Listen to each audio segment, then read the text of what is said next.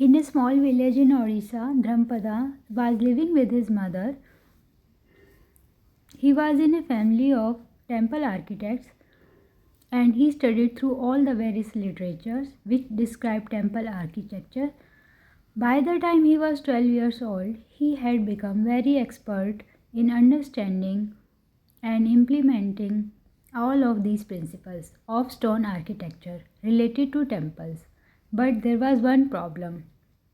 His father was away, working on a construction site, and since his birth, Dhampada had never seen his father, Bishu Maharana.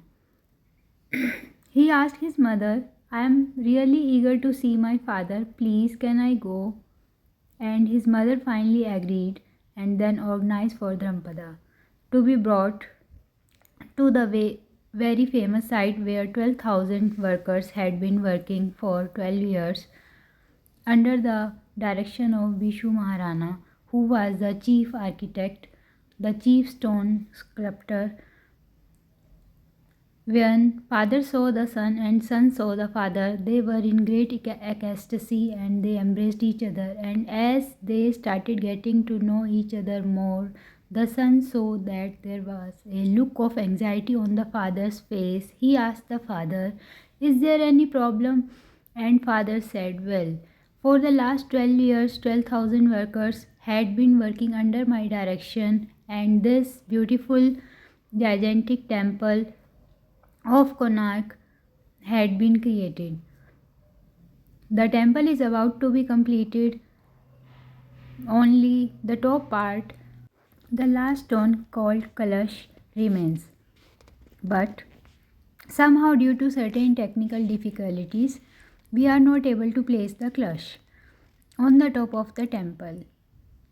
And the king is furious because he says, so much money has been spent, so much time has gone, so many people are engaged. If you are unable to place this kalash by tomorrow morning, you all will be killed.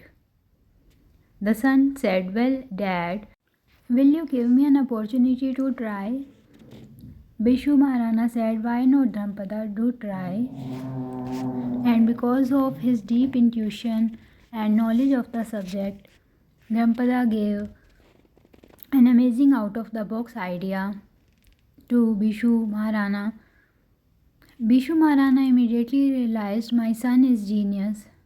He went to the place where the stones were being carved, and as per direction of his son, he carved out the last stone, that Kalash. They rolled this piece in the middle of the night to the temple, to the top of the temple.